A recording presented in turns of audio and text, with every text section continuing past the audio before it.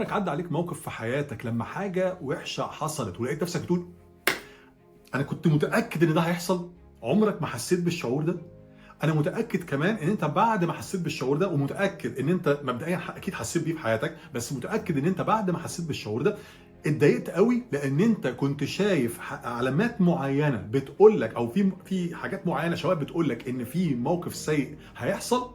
او مثلا المشكله تحصل وانت تجاهلت كل الكلام ده وبرضه وقعت في نفس المشكله. ودي الحاجات اللي احنا دايما بنندم عليها في حياتنا، الحاجات اللي احنا كان في ايدينا ان احنا نوقفها، او في ايدينا احنا متخيلين ان احنا ممكن نغيرها وما بنعملش اي حاجه، فبناء عليه بنحس ان احنا متضايقين ندمانين، سميها زي ما تسميها.